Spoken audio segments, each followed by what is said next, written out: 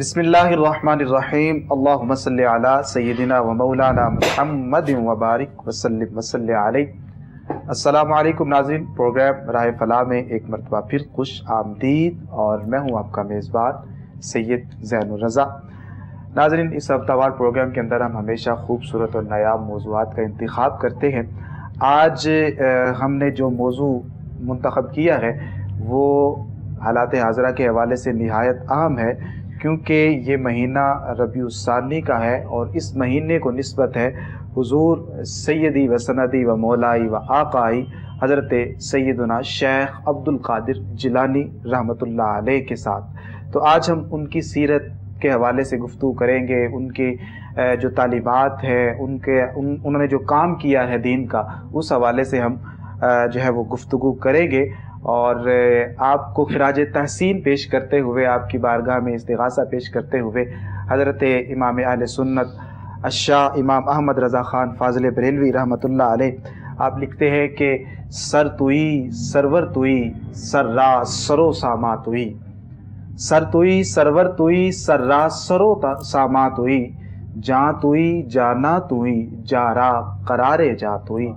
اور اردو کلام کے اندر آپ فرماتے ہیں کہ تو ہے وہ غوث کہ ہر غوث ہے شیدا تیرا، تو ہے وہ غوث کہ ہر غوث ہے شیدا تیرا، تو ہے وہ غیث کہ ہر غیث پیاسا تیرا۔ تو اسی طرح جتنے بھی آپ کے بعد اولیاء کرام آئے ہیں، علماء کرام آئے ہیں، ہر کسی نے اپنے اپنے انداز کے اندر آپ کو خراج عقیدت پیش کیا، آپ کی بارگاہ کے اندر مناقب پیش کیے، قصائد لکھے، اور ہر کسی نے آپ کو اپنا ماوا ملجا اور اپنا رہبر اور پیر کامل مانا ہے، تسلیم کیا ہے۔ اسی موضوع پر گفتگو کرنے کے لیے آج جو ہمارے ساتھ شخصیات موجود ہیں، نہایت ممتاز علماء کرام ہیں، اور حضور غوث الاعظم کی سیرت کے حوالے سے کافی زیادہ یہ جانتے ہیں، اور آپ کی جو تعلیمات ہیں ان کے حوالے سے بڑی خوبصورت گفتگو فرماتے ہیں۔ پہلی شخصیت جو ہمارے ساتھ موجود ہیں، نہایت ممتاز عالم دین ہیں، صاحبزادہ پیر مفتی محمد حسنین رضا صدیقی سیالوی صاحب۔ آپ خلیفہ مجاز ہیں آستانہ عالیہ بریلی شریف سے، اور محتمم ہیں آپ دارالعلوم جامعہ ظہور الاسلام ننکانہ صاحب سے، اور لخت جگر ہیں آپ قاری ظہور احمد سیالوی صدیقی صاحب، جو کہ مناظر اسلام تھے۔ السلام علیکم سیالوی صاحب۔ وعلیکم السلام ورحمۃ اللہ تعالیٰ وبرکاتہ۔ ان کے ساتھ دوسری شخصیت ہمارے ساتھ موجود ہے، نہایت ممتاز عالم دین ہے، بڑی میٹھی اور پیاری گفتگو فرماتے ہیں، اور حضور غوث الاعظم کے ساتھ آپ کو یہ بھی نسبت ہے کہ آپ انہی کے سلسلے میں بیعت ہیں، جناب حضرت علامہ مولانا ڈاکٹر محمد عابد علی قادری صاحب۔ آپ خلیفہ مجاز ہیں آستانہ عالیہ پیر صاحب دیول شریف رحمۃ اللہ علیہ آپ کے، اور فاضل ہیں جامعہ نعیمیہ کے۔ السلام علیکم۔ وعلیکم السلام ورحمۃ اللہ وبرکاتہ۔ اور ان کے ساتھ تیسری شخصیت نہایت ممتاز عالم دین اور نہایت مدلل گفتگو فرماتے ہیں، جناب حضرت علامہ مولانا محمد وقاص علی خالد صاحب۔ آپ انٹرنیشنل اسکالر ہیں، بیرون ملک آپ دوروں پر بھی تشریف لے جاتے رہتے ہیں اور دین کی تبلیغ کرتے ہیں۔ آپ فاضل ہیں منہاج القرآن یونیورسٹی سے۔ السلام علیکم علامہ صاحب۔ جی وعلیکم السلام ورحمۃ اللہ وبرکاتہ۔ السلام علیکم۔ جی وعلیکم السلام ورحمۃ اللہ وبرکاتہ شاہ صاحب۔ جناب یہ تھے ہمارے تینوں اسکالر، اور اب ہم ان سے حضور غوث الاعظم کی سیرت کے حوالے سے پوچھتے ہیں۔ مفتی حسنین رضا صدیقی صاحب، آپ سے میں آغاز کرتا ہوں۔ بنیادی تعارف حضور غوث الاعظم کا بیان فرمائیے کہ آپ کا جو سلسلہ نسب ہے وہ کیا ہے، آپ کا خاندان کیسا تھا، آپ کا بچپن کیسا گزرا، اس حوالے سے ہمیں ارشاد فرمائیے۔ بسم اللہ الرحمن الرحیم۔ بلا شاہ جی بہت شکریہ، آپ نے حکم فرمایا، حکم کی تعمیل کرتے ہوئے بندہ نچیز حاضر۔ عزیزان گرامی قدر، حضور قبلہ پیر سید عبد القادر جیلانی غوث پاک سرکار رضی اللہ تعالی عنہ، آپ کی ولادت باسعادت 470 ہجری بغداد کے قصبہ جیلان میں ہوئی، اور اللہ پاک نے آپ کو بڑی عظمتوں عزتوں سے نوازا۔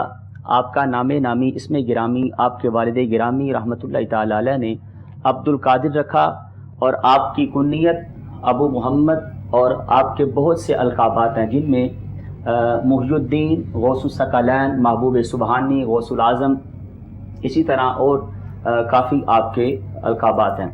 حضرت شیخ عبد القادر جیلانی رضی اللہ تعالی عنہ ایسی شخصیت ہیں کہ کائنات میں آپ کے مقابلے میں، آپ کے دور میں اور آپ کے بعد کوئی بھی نہیں ہوا۔ سبحان جیسا کہ حضرت شیخ عبد القادر جیلانی غوث پاک رضی اللہ تعالی عنہ فرماتے ہیں، جب میرا بچپنا تھا تو میں بازار چلتا تھا، گلیوں میں چلتا تھا، تو مجھے اس وقت ہی پتہ چل گیا کہ اللہ پاک نے مجھ سے کوئی کام لینا ہے اور میں ولایت کے درجے پہ ہوں۔ تو آپ سے کسی نے پوچھا کہ متا علمت وجبت، کہ آپ کو کیسے پتہ چلا کہ انک ولی اللہ، کہ آپ اللہ کے ولی ہیں؟ تو آپ فرماتے ہیں ایک دن ایسا ہوا، میں جا رہا ہوں بازار میں، تو کافی میرے ساتھ دوست احباب تھے، تو میں دیکھ رہا ہوں کچھ صاحب میرے ساتھ چل رہا ہے، بظاہر ساتھ نہیں تھا لیکن میرے علم میں تھا کہ واقعتاً کوئی تھا، لیکن وہ کون تھا؟ آپ فرماتے ہیں وہ حضرت غوث پاک رضی اللہ تعالیٰ عنہ کی حفاظت کرنے کے لیے اللہ پاک نے فرشتوں کو مقرر کیا ہوا تھا۔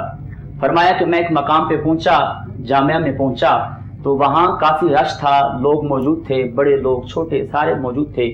اتنے میں کیا ہوتا ہے کہ میں داخل ہوتا ہوں تو آواز آتی ہے افسحوا لولی اللہ حتی یجلس، فرمایا ہٹیے ہٹیے، سائڈ پہ ہو جائیے کیونکہ اللہ کا ولی آ رہا ہے۔ حضرت غوث پاک رضی اللہ تعالی عنہ کو اللہ پاک نے یہ مقام عطا فرمایا، یہ عظمت عطا فرمائی کہ کائنات میں آپ کے درجے کا کوئی بھی نہ تو عالم تھا نہ ہی کوئی ولی تھا، اور آپ کو غوث اعظم اللہ نے بنایا۔ جسی طرح علماء فرماتے ہیں، بزرگوں نے لکھا کہ اللہ پاک نے نبی آخر الزمان کو رحمت للعالمین بنا کے بھیجا اور حضرت غوث پاک کو غوث العالمین بنا کے بھیجا۔ یہ مقام غوث پاک کا، اور غوث پاک کا حضرت شیخ محقق لکھتے ہیں، شیخ عبدالحق محدث دہلی رحمۃ اللہ تعالی علیہ، آپ کا مقام اور مرتبہ بیان کرتے ہوئے آپ فرماتے ہیں اللہ نے آپ کو اتنا رتبہ عطا فرمایا کہ ہر رات آپ مکمل کلام مجید پڑھ کے پھر آرام فرماتے۔ اور اسی طرح یہ مشہور آپ کا واقعہ بھی ہے کہ آپ نے 40 سال عشاء کے وضو سے فجر کی نماز ادا کی۔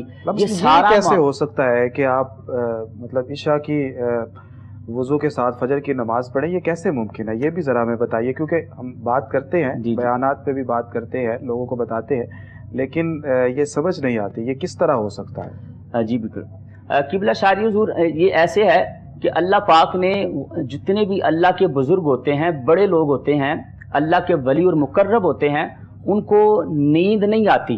یعنی اس میں یہ ہوتا ہے کہ جیسے یہ فقہی مسئلہ ہے کہ جب نیند آئے بھی تو وہ سرین کے بل بیٹھ کے سو جائے تو وہ وضو اس سے نہیں ٹوٹے گا، اگر فار ایگزامپل اگر اسی لحاظ سے لیا جائے تو۔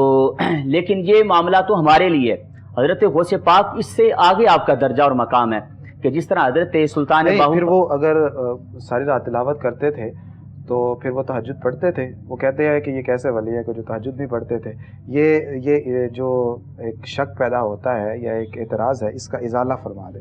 جی بالکل، اس میں وہی بات آ گئی نا، مسئلہ جو فقہ حنفی میں اور دیگر فقہا نے جو لکھا ہے کہ سرین کے بل اگر کوئی سو جائے، جس طرح یہ پنجابی میں بولتے ہیں چوکڑی مار کے سونا، اسی طرح اگر سو بھی جائے تو اس سے وضو نہیں ٹوٹے گا، تو اس لحاظ سے تہجد بھی ادا ہو جاتی ہے اور فجر کی نماز بھی ادا ہو جاتی ہے۔ لیکن یہ اس سے اعلیٰ درجے کا اللہ پاک نے غوث پاک کو فیض اور مقام اور مرتبہ عطا فرمایا تھا۔ یہ بھی تو کہا جا سکتا ہے کہ حضور غوث العظم پوری رات اللہ کا ذکر کرتے رہتے تھے اور اللہ کی یاد جی بالکل اس میں اپنی پوری رات گزارا کرتے تھے۔ جی بالکل ایسے ہی۔ ڈاکٹر عابد صاحب، آپ کی طرف میں آتا ہوں، آپ کا ایک مشہور لقب غوث العظم، کیا کسی کو غوث العظم کہنا یہ درست ہے؟ اور آپ کو غوث اگر کہتے ہیں تو کیوں کہتے ہیں؟ آپ کو شیخ الاقطاب بھی کہا جاتا ہے، تو یہ شیخ الاقطاب ہونا یہ کون سی فضیلت ہے؟ کتب کسے کہتے ہیں؟ شیخ الاقطاب کیا ہوتا ہے؟ الحمدللہ والصلاۃ والسلام علی رسول اللہ۔ بہت شکریہ قبلہ شاہ جی، اللہ تبارک و تعالیٰ آپ کو مزید برکات عطا فرمائے۔ آمین۔ آج حضور غوث پاک رضی اللہ تعالیٰ عنہ آپ کی بارگاہ میں ہدیہ محبت پیش کیا جا رہا ہے۔ جس طرح ظاہر کے احکام ہیں، اس طرح کچھ باطن کے احکام ہوا کرتے ہیں۔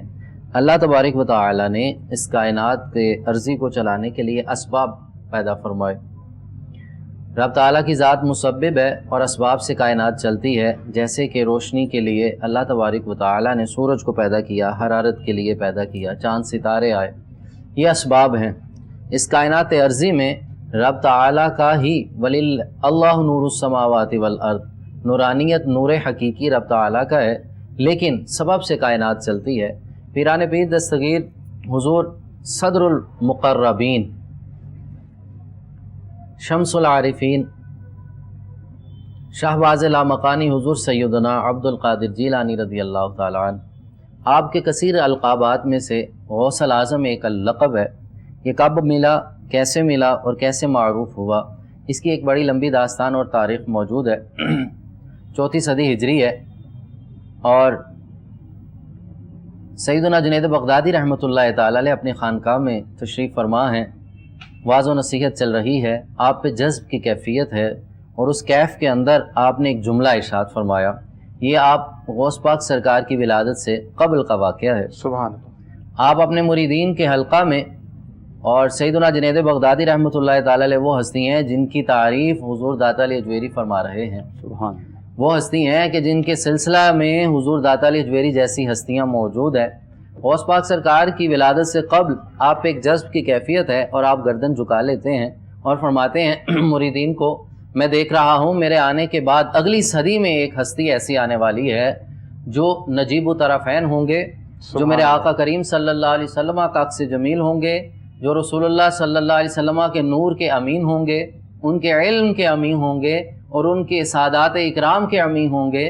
اللہ نے نور مصطفیٰ علیہ الصلوۃ والسلام کا عکس جمیل اور سادات اعظام اور اہل بیت اکرام، ان کی نسل پاک کو بقا اور جلا کے لیے ایک ایسی ہستی ہے جو 5ویں صدی ہجری کے آخر میں جلوہ افروز ہوگی۔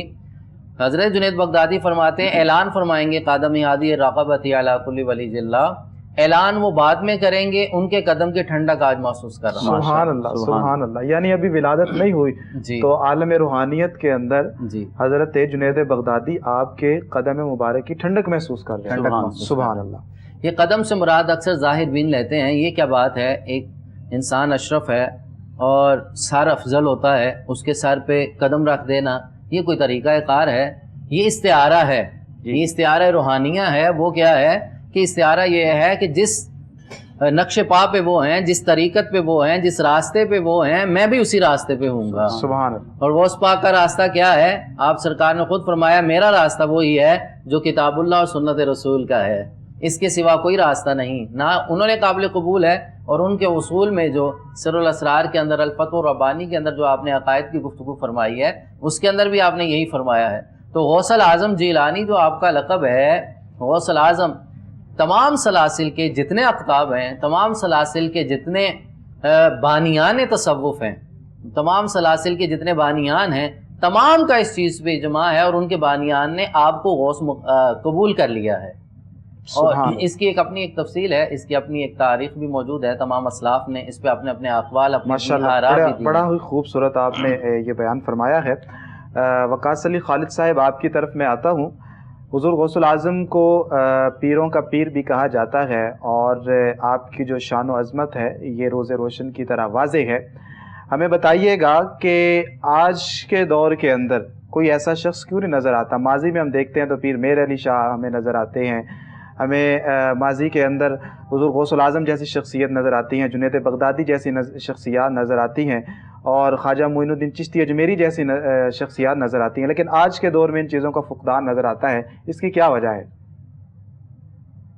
بسم اللہ الرحمن الرحیم۔ قبلہ شاہ صاحب، آج کا جو عنوان ہے نہایت ہی اہمیت کا حامل ہے، اور حضرت شیخ عبد القادر جیلانی رحمۃ اللہ علیہ کی شخصیت، آپ کی خدمات و کردار اور آپ کی تعلیمات کے حوالے سے جو آج پروگرام پیش کر رہے ہیں، نہایت ہی خوبصورت اور نیڈ آف دا ٹائم ہے یہ ٹاپک۔ تو اس حوالے سے میں جسٹ یہ بات عرض کرنا چاہوں گا کہ ہمیں اپنے کردار کو اور اپنے رنگ کو اسلاف کے رنگ میں رنگنے کی اشد ضرورت ہے۔ رہی بات آپ کے سوال کی کہ زمانہ ماضی میں بڑے اولیاء کرام جن کے آپ نے نام بھی لیے وہ موجود تھے، اور آج کے دور میں اس کا فقدان کیوں ہے؟ कूनु मा सादिकीन, खालिक कायनात ने इरशाद फरमाया सच्चों के साथ हो जाओ, दौर कोई भी हो वो अल्लाह के औलिया सालिहीन से खाली नहीं हो सकता। इस दौर में भी अल्लाह रब्बुल इज्जत के औलिया सालिहीन फुक़हा और सूफिया मौजूद हैं, क्योंकि आका सलाम मेरे और आपके आका आखिरी नबी बनकर इस कायनात में आए। अब क़यामत तक जिसको भी फैज़ मिलेगा वो दर मुस्तफ़ा जाने रहमत से मिलेगा, दर मौला कायनात से मिलेगा। और इस दौर के अंदर भी ऐसी शख्सियात मौजूद हैं, मगर ये एक ज़माने की सितम ज़रीफ़ी होती है कि जो शख्स भी दीन का नाम लेता है, अमन की, मोहब्बत की, सालिहीन की बात करता है, फतहों की मादियत किस दौर में बहुत सारे चेहरे ऐसे हैं जो धुंधला गए हैं, जो पीछे चले गए हैं, मगर ये डजंट मीन कि वो उनका वजूद कायम नहीं, उनका वजूद आज भी है, उनका वजूद हमेशा रहेगा। इसलिए कि आज भी जो दरसो तदरीस का काम हो रहा है, जो उम्मत की इस्लाह का काम हो रहा है, जो खैर खाही दीन की तरवीज व इशाअत का काम हो रहा है, ये वक्त के उलमा, और रही बात के जिनके आपने नाम लिए वो अपने जमाने के जय्यद उलमा भी थे, वो फिक्र के अंदर, गौसुल आज़म का जो इल्मी मकाम व मर्तबा है उस हवाले से आप क्या फरमाएंगे? आपने बड़ी खूबसूरत बात छेड़ी है, तो इस हवाले से आप क्या फरमाएंगे कि हुज़ूर गौसुल आज़म ने जो इल्मी खिदमात पेश की हैं वो क्या थी? देखिए, इस बहुत ही आपने अहम सवाल किया।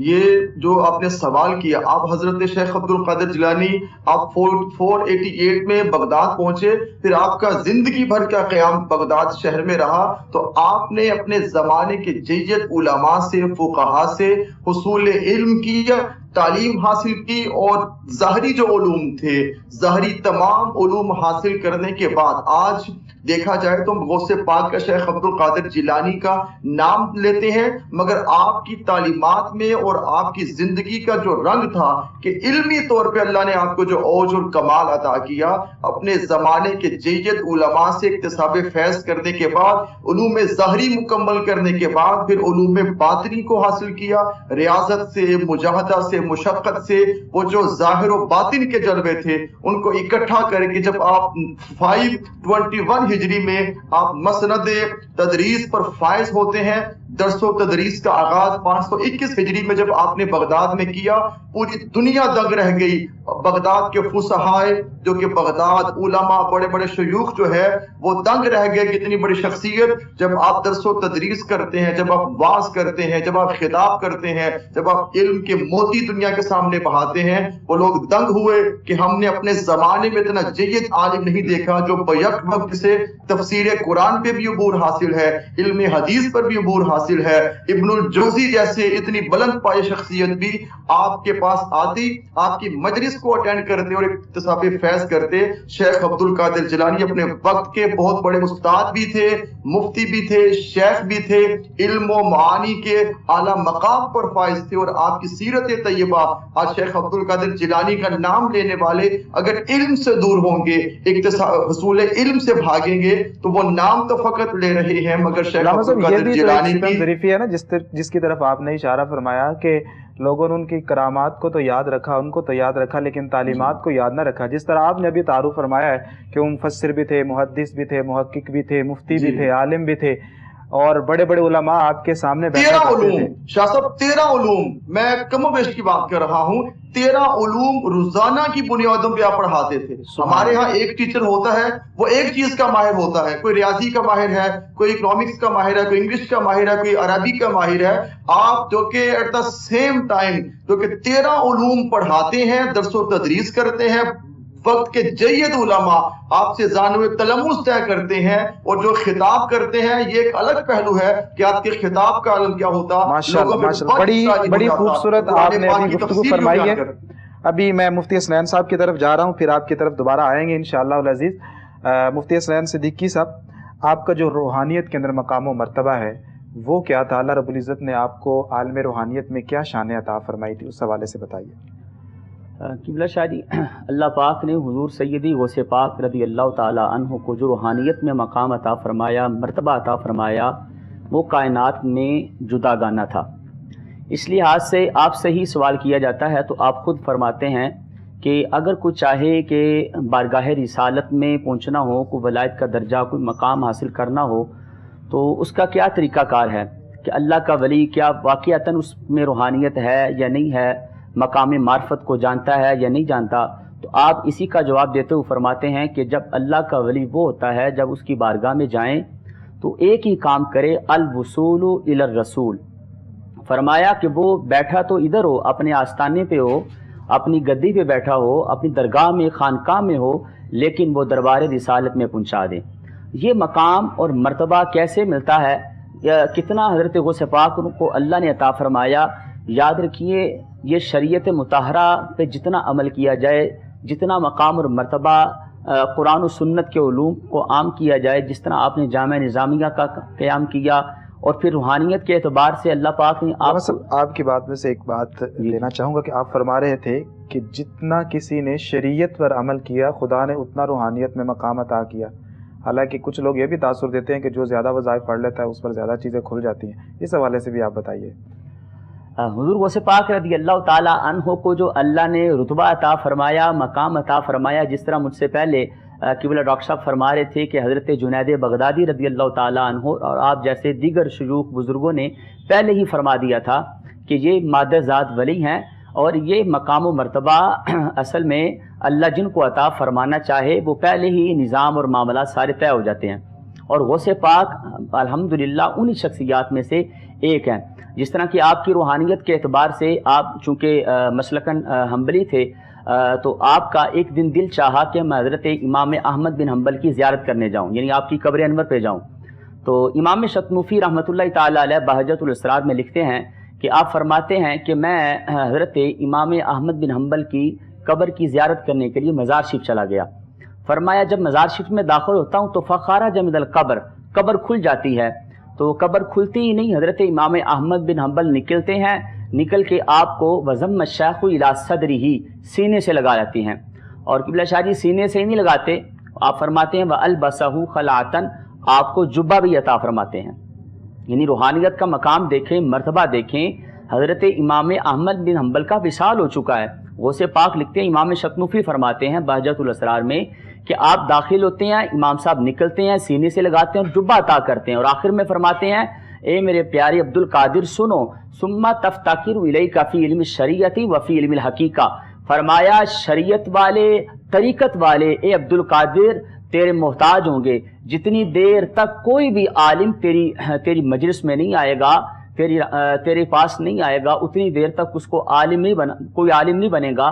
اسی طرح کوئی بھی ولی کتب ابدال غوث نہیں بنے گا جتنی دیر تک تیری وہ مجلس اختیار نہ کر لے۔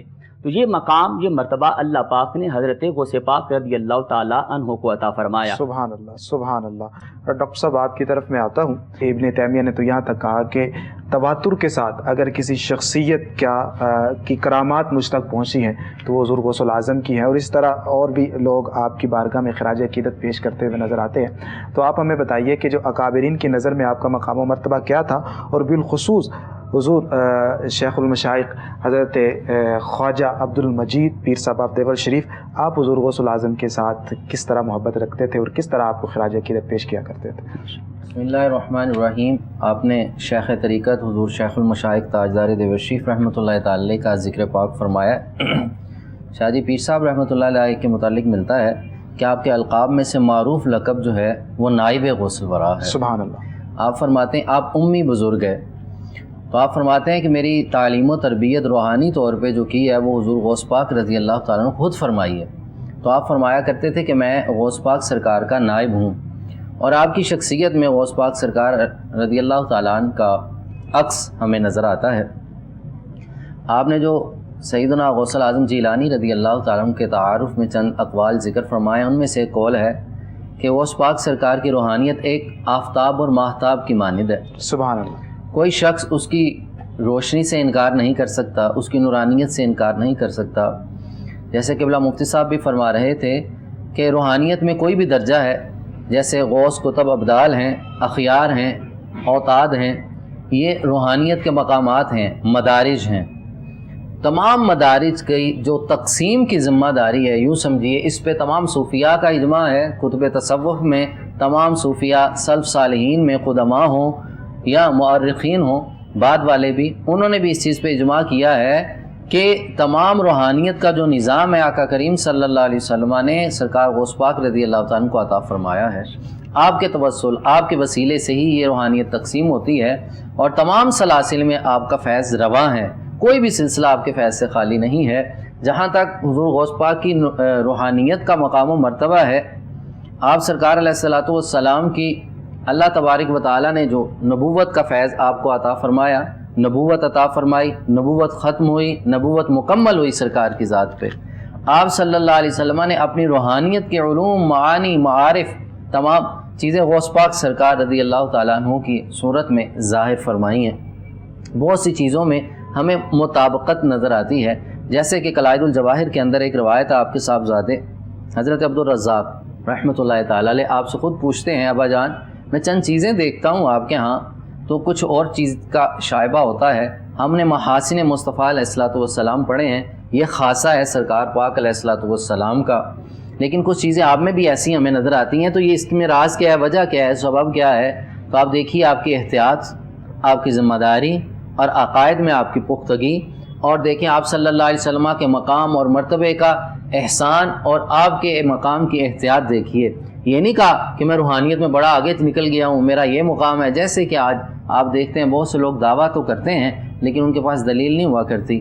آپ نے اس فضل کو جو بنیاد بنایا اس میں جو آپ کا جملہ ملتا ہے، آپ نے فرمایا میں نے حضور کی سنت اور شریعت پہ اتنا عمل کیا میں نے ظاہر حضور جیسا بنا دیا، حضور نے باطن بھی عطا کر دیا. سبحان اللہ، سبحان تو اللہ. یہ عکس بنا دیا ہے آپ کا. تو شریعت کو بنیاد رکھا ہے، اس میں اپنا ذاتی یوں سمجھیے کہ اپنا دعویٰ نہیں کیا، اپنی کرامت کا اظہار نہیں کیا، تمام چیزوں کی نسبت حضور کی طرف کر دی، حضور کے فیضان کی طرف کر دی، آپ صلی اللہ علیہ وسلم کی عطا کی طرف کر دی اور فضل ربی کی جانب فرما دی. جیسے کہ معروف واقعہ کتابوں میں موجود ہے، اس کے اندر بھی جو ہمیں اپنی عقیدے اور عقیدت کی اصلاح کی ضرورت ہے، جس میں شیطان نے حملہ کیا تو آپ نے یہی فرمایا تھا ھذا من فضل ربی، سبحان اللہ. یہ اللہ کا فضل ہے. اپنی طرف تو آنے نہیں دی، کیونکہ فقیر جو ہوتا ہے وہ فنا کے مقام پہ ہوتا ہے، وہ ذات کی نفی کرتا ہے، وہ یعنی اپنی وہ ذات جو کا بھی اظہار. اس کو عطا کیا جاتا ہے وہ یہ کہتا ہے کہ یہ سب کچھ جو ہمیں عطا کیا گیا ہے یہ اللہ کے فضل سے ہے. اور قرآن پاک میں بھی جہاں پر یہ آیت آتی ہے، حضرت سلیمان کا ذکر آتا ہے، تو حضرت سلیمان کے سامنے جو ولی موجود ہوتے ہیں اس وقت آپ کے مصاحب، تو وہ یہ جملہ ارشاد فرماتے ہیں. تو اولیاء اللہ نے جب بھی، ناظرین، جب بھی انہیں کوئی مقام ملا ہے، جب بھی انہیں کوئی فضیلت ملی ہے، تو انہوں نے کہا ہے کہ یہ اللہ کی طرف سے ہے. حالانکہ ہوتا یہ ہے کہ ہم اگر کوئی اچھی بات ہوتی ہے تو وہ اپنی طرف منسوخ کر دیتے ہیں، اور جب پریشانی آتی ہے تو وہ کہتے ہیں کہ اللہ کی مرضی ہے. حالانکہ ہمیں شکر کرنا چاہیے، اور خالق کائنات نے فرمایا ہے کہ اگر تم شکر ادا کرو گے تو میں تمہیں مزید عطا کروں گا. علامہ وقاص علی خالد صاحب، آپ کی طرف میں آ رہا ہوں. دیکھیے آپ نے حضور غوث الاعظم کی تعلیمات کے حوالے سے بات کی، تو آپ کا ایک قول مبارک میرے سامنے موجود ہے، میں وہ آپ کے سامنے رکھتا ہوں کہ آپ فرماتے ہیں کہ اہل دل کی صحبت اختیار کر تاکہ تو بھی صاحب دل ہو جائے. آپ کیا فرمائیں گے اس حوالے سے؟ کیا خوبصورت بات ہے کہ جب انسان اہل دل کی مجلس میں آتا ہے اپنے محبت کے ساتھ اور چاہت کے ساتھ اور عقیدت کے ساتھ، کہ جب آپ جیسی مجلس میں انسان بیٹھتا ہے، صحبت صالح تو را صالح کند، صحبت طالع تو را طالع کند، کہ اچھوں کی صحبت انسان کو اچھا بناتی ہے اور بروں کی صحبت انسان کو برا بناتی ہے.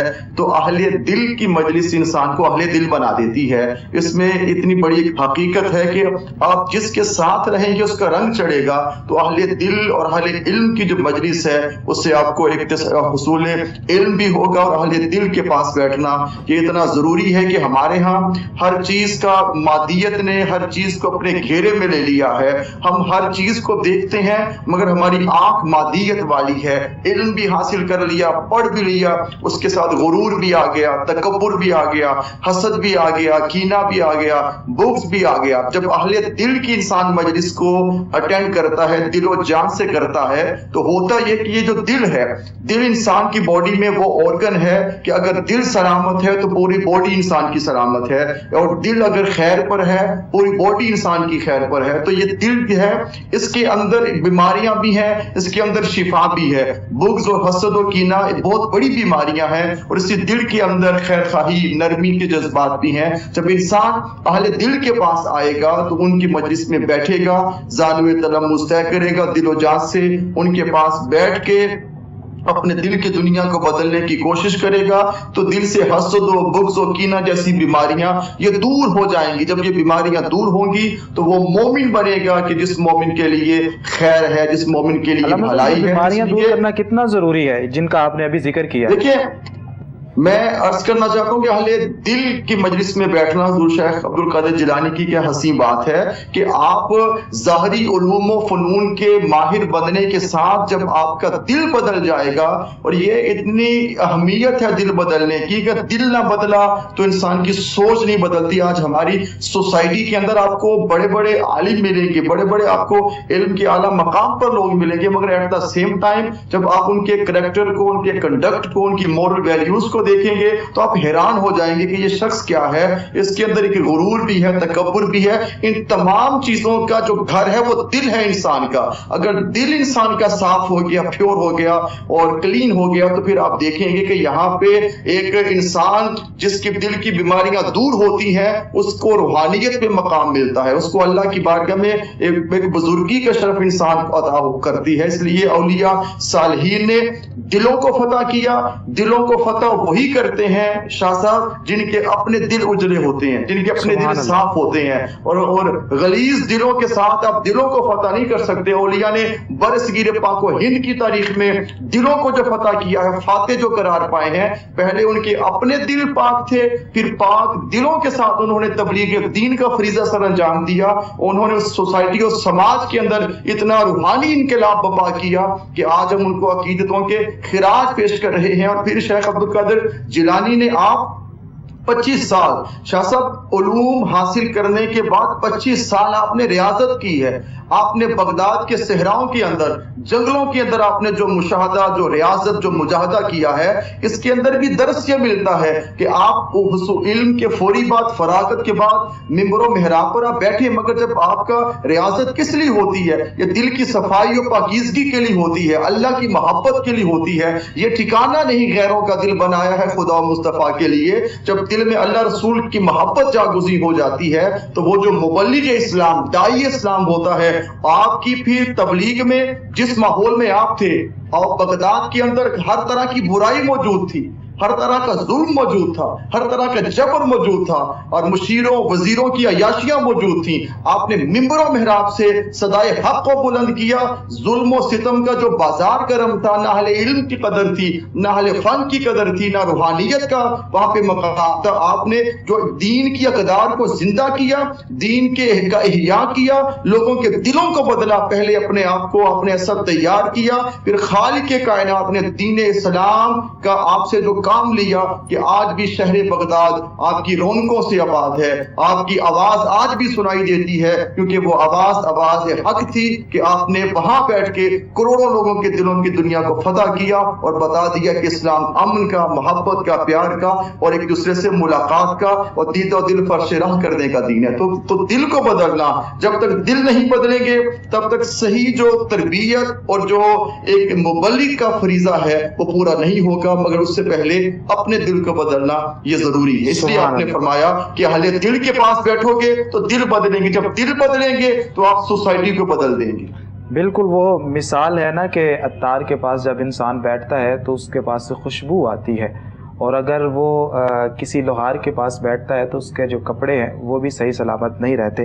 بڑا خوبصورت آپ نے اس بات کو وضاحت کے ساتھ بیان کیا کہ اہل دل کے ساتھ جب ہم بیٹھیں گے تو ہماری روحانی اور جو جسمانی تربیت ہوگی, کیونکہ ہم جب اللہ رب العزت کے ساتھ اپنا تعلق جوڑیں گے تو پھر ہمارا دل جو ہے یہ پاک, صاف اور منزہ ہوگا, اور اس کے اندر اللہ کے جو انوار و تجلیات ہیں وہ جلوہ فگن ہوں گے. مفتی حسنین صاحب آپ کی طرف میں آتا ہوں کہ آپ کے ساتھ جو بہت ساری ایسی کرامات ہیں کہ ہمارے جو اکابرین ہیں وہ بھی اس چیز کا انکار کرتے ہیں کہ حضور غوث الاعظم کے ساتھ منسوب نہیں ہے. جس طرح کہ کہا جاتا ہے کہ دھوبی والی جو کرامت ہے وہ بھی کہتے ہیں کہ حضور غوث الاعظم سے منسوب نہیں ہے. پھر اسی طرح اعلیٰ حضرت کا ایک فتویٰ سامنے آتا ہے, آپ فرماتے ہیں کہ وہ جو روحوں کی ٹوکری آپ چھین لیتے ہیں فرشتوں سے, تو یہ بھی کرامت منسوب جو آپ کی طرف کی جاتی ہے, اعلیٰ حضرت نے فرمایا کہ یہ بھی نہیں ہے آپ کی طرف. تو حقیقی کرامت کیا ہوتی ہے, ایک تو یہ ہمیں بتائیے گا. دوسرا یہ کہ ہمیں جو کرامات کا ایک جو سلسلہ بیان کیا جاتا ہے تو حقیقی جو کرامات ہیں حضور غوث الاعظم کی، کیونکہ آپ کثیر الکرامات بزرگ ہیں، تو وہ کہاں سے ہم ملیں گے، یا ہم کون سی ایسی کتاب پڑھیں کہ جہاں سے ہمیں حقیقی آپ کی کرامات ملیں؟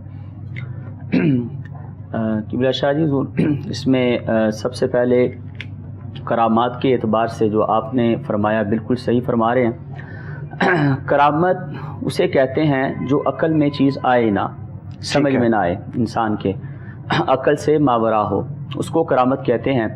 اور حضرت غوث پاک رضی اللہ تعالی عنہ کثیر الکرامات تھے، اس میں کوئی شک نہیں، کوئی دوسری بات نہیں، کوئی دوسری رائے نہیں۔ یعنی آپ ایسے کہہ سکتے ہیں کہ اتنے انسان کے جسم پہ بال نہیں جتنی اللہ نے آپ کو کرامات عطا فرمائی، ایسے بھی کہہ سکتے ہیں اتنے درختوں کے پتے نہیں جتنی اللہ پاک نے آپ کو کرامات، شان اور عظمتیں عطا فرمائی تھی۔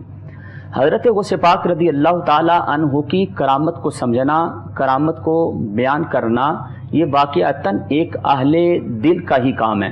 جس طرح کہ ایک واقعہ حضرت امام جوزی رحمۃ اللہ تعالی علیہ کا سامنے آتا ہے کہ حضرت امام جوزی رحمۃ اللہ تعالی علیہ کا ایک شاگرد ہوتا ہے اور آپ کو عرض کرتا ہے کہ آئیں استاد صاحب، آج آپ کو غوث پاک کی مجلس میں لے کے جاؤں، اپنے پیر و مرشد کی بارگاہ میں۔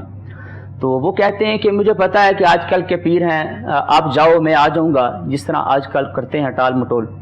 خیر آپ نے شاگرد نے کافی اصرار کیا، اصرار کے بعد آپ چلے گئے۔ اب کرامت کا آپ کو بتانے لگا ہوں کہ حضرت غوث پاک رضی اللہ تعالی عنہ کو جو اللہ نے رتبہ عطا فرمایا، جو مقام عطا فرمایا، امام جوزی کی زبانی سنیں۔ آپ فرماتے ہیں، یہ مختلف کتابوں میں موجود ہے، حضرت غوث پاک کی بہجت الاسرار میں اور فتوح الغیب میں، دیگر کتابوں میں۔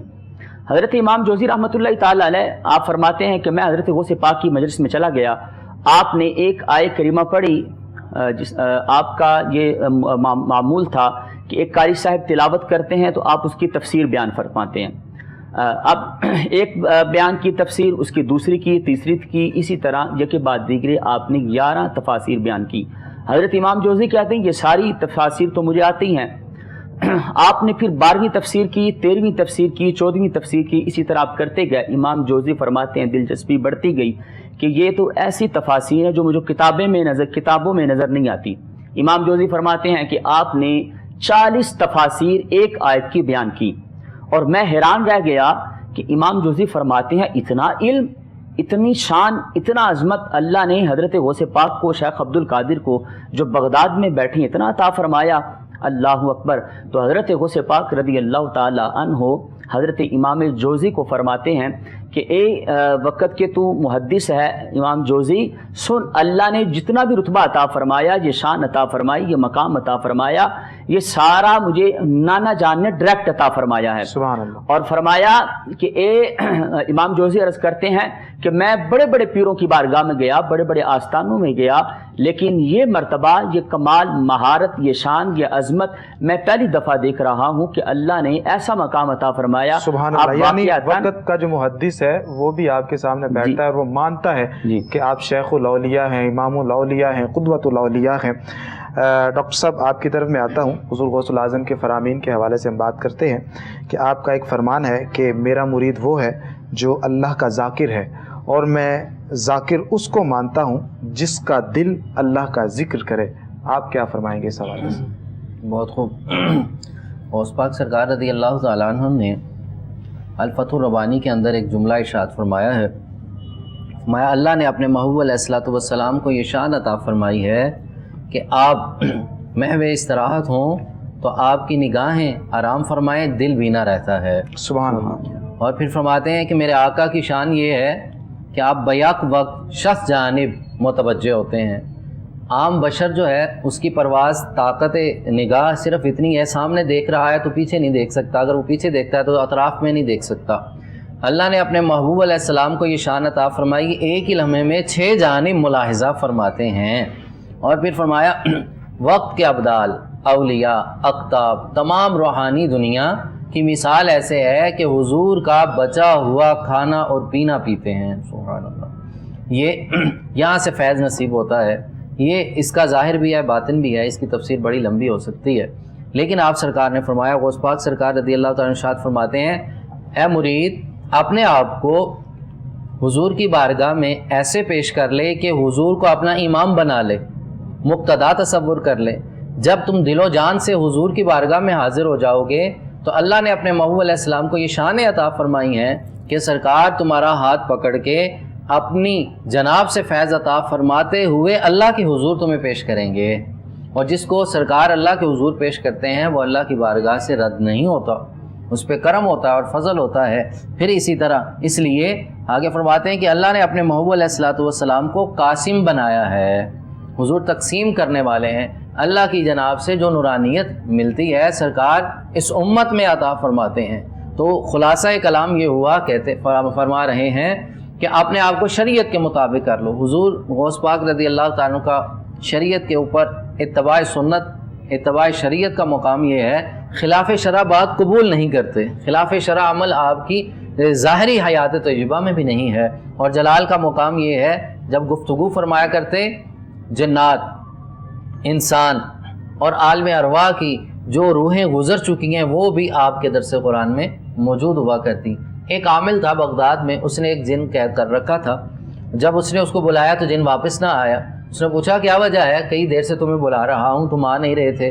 اس نے کہا کہ خضر علیہ السلام نے ہماری ڈیوٹی لگا رکھی ہے, مشارق و مغارب میں ہمارے قبائل کے جتنے افراد ہیں, جب غوث پاک سرکار ممبر پہ جلوہ افروز ہوتے ہیں, جب وہ خطبے کا آغاز کرتے ہیں الحمدللہ پڑھتے ہیں, تو ہم کہیں بھی ہوں تو ہماری ادھر حاضری ضروری ہے. یہ ایک انداز ہے. اور دوسرا انداز دیکھیے مقام حضوری کیا ہے. یہ ایک اصطلاح ہے صوفیاء کی کتب تصوف میں پڑھنے والی ہے. مقام حضوری کیا ہوتی ہے؟ غوث پاک سرکار کی مجلس میں جتنے افراد موجود ہیں وہ مقام حضوری پہ متمکن ہیں. ان کا انداز یہ ہے, نگاہیں بند ہوتی ہیں, دل کی نگاہ بینا ہو جاتی ہے, ایک وقت میں سینکڑوں افراد کو آقا کریم صلی اللہ علیہ وسلم کے دیدار کا شربت عطا کیا جاتا ہے, حضور کی بارگاہ میں پیش کیا جاتا ہے. سلطان العارفین نے فرمایا مرشد کامل وہ ہوتا ہے جو ایک ہی لمحے میں جس کے ہاتھ میں تم نے ہاتھ دیا ہے وہ ہاتھ اٹھائے اور تمہیں حضور کی بارگاہ میں پیش کر دے. اگر وہ اس قابل نہیں ہے تو وہ پیر کامل نہیں ہو سکتا. تو آپ تو اکمل الکاملین ہیں, تو آپ تو تمام کاملین کے بھی سردار ہیں, مقتدا ہیں, آپ تو سردار ہیں, ان کے سید ہیں, امام ہیں, رہبر ہیں. تو حضور غوث پاک رضی اللہ تعالیٰ کا مقام علمیت اور روحانیت کا اندازہ دیکھیے. لوگ آتے ہیں دل میں خیال کرتے ہیں, 10 علماء حضور کی بارگاہ میں آتے ہیں تو غوث پاک سرکار نے نگاہ فرمائی, دل میں اپنا اپنا ایک سوال لے کے آئے, سوال پوچھے بغیر ایک ایک کو خطاب کرتے ہوئے 10 کے 10 کا سوال کا جواب دے دیا. صاحب عوارف المعارف آتے ہیں تو سینے پہ ہاتھ رکھا, فلسفے کا سارا علم ضبط کر لیا. پوچھا بیٹا کیا پڑھ کے آئے ہو؟ حضور بھول گیا ہوں جو بھی پڑھا تھا علم فلسفہ مناظرہ. پھر آپ نے کرم فرمایا اور اپنی نگاہ سے جو علم عطا فرمایا ہے پھر فرمایا تمہیں ولیوں کا سردار بنا دیا ہے, سلسلہ سہروردیوں کا امام بنا دیا. یعنی آپ نہ صرف ولی تھے بلکہ ولی گر بھی تھے, آپ ولایت تقسیم کرنے والے تھے. علامہ وقاص علی خالد صاحب آپ کی طرف میں آتا ہوں, چونکہ ہم اختتام کی طرف بڑھ رہے ہیں, تو حضور غوث الاعظم کی سیرت کو سامنے رکھتے ہوئے آپ ناظرین کو کیا پیغام دیں گے کہ ایک انسان کو بحیثیت مسلمان کیسا ہونا چاہیے اور اس کی سیرت, اس کا کردار جو ہے یہ کس طرح کا ہونا چاہیے, اور ساتھ ساتھ حضور غوث الاعظم کی جو زندگی ہے اس کے پہلوؤں کو بھی آپ پیش نظر رکھتے ہوئے ہم سب کی رہنمائی فرمائیے گا. جی میں اس حوالے سے جسٹ یہ میسیج دینا چاہتا ہوں اپنے ناظرین کو کہ حضرت شیخ عبد القادر جیلانی رحمۃ اللہ علیہ کی شخصیت سے جو ہمیں ایک چیز ملتی ہے جو بہت ہی ایک پرومیننٹ ہے, آپ کی ولایت جو کہ صدق جو ہے, صدق پہ صفا پہ اور آپ کی ولایت ہے. تو آپ کی ولایت سے, آپ کی شخصیت سے جو چیز ہمیں ملتی ہے سچ بولنا. آپ کے بچپن کا جو واقعہ ہم نے سنا پڑھا, پوری دنیا اس کو جانتی ہے کہ سچائی پہ آپ نے بنیاد رکھی, اور سچائی پہ جو بنیاد رکھتا ہے اللہ کریم نے اس بنیاد کے صدقے بڑے لوگوں کے دلوں کی دنیا کو بدلا. تو ہمیں اس سوسائٹی کے اندر جس چیز کی کمی ہے کہ ہم نے جھوٹ کو اوڑھنا بچھونا بنا لیا ہے.